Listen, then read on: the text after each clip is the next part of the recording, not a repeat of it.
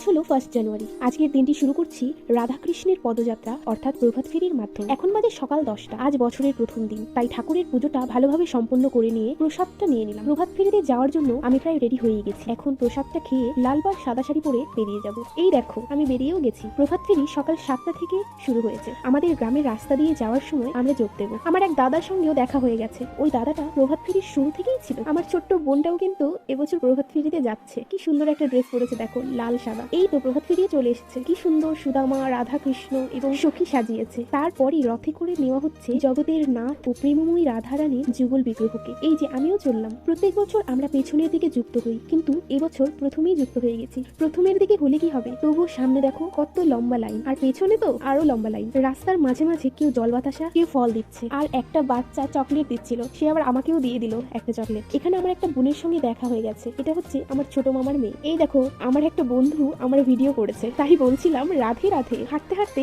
আমরা প্রায় চলে এসেছি, আর মাত্র একটু হাঁটলেই পৌঁছে যাব। এই যে মন্দিরের মাঠে চলে এসেছি। দেখো কত সুন্দর করে মহানামযজ্ঞ অনুষ্ঠানের আয়োজন করেছে। প্রায় 14 থেকে 15 কিলোমিটার হাঁটার পর সবাই এসে প্রসাদ খেতে বসে গেছে, কিন্তু আমরা আগে ঠাকুর দর্শন করব, তারপর প্রসাদ গ্রহণ করব। এখানে খুব করেছে, তার কারণ এক একটা ঘরে এক একটা বিগ্রহ বসানো হবে। দেখো আমি ভেতরে প্রবেশ করে গেছি। এই হলো মন্দির। তোমরাও রাধা কৃষ্ণের যুগল বিগ্রহ দর্শন করে নাও। এখানে সবাই নেচে নেচে কীর্তন করছে। তারপর আমরা চলে গেলাম প্রসাদ খেতে। দেখো প্রথমেই জল দিয়ে দিল থালা ও হাত ধোয়ার জন্য, তারপর দিয়ে দিল খিচুড়ি প্রসাদ। এই প্রসাদের যে স্বাদ তা অমৃতর থেকে কোনো অংশে কম নয়। একটা বছর অপেক্ষা করতে হয়। আমার তো প্রসাদ খাওয়া হয়ে গেছে, কিন্তু এনাদের এখনো হয়নি, তাই বসেছিলাম। কয়েকটা মাত্র দোকান বসেছে, কিন্তু এখনো আরো প্রায় 50 থেকে 60টা দোকান আসবে।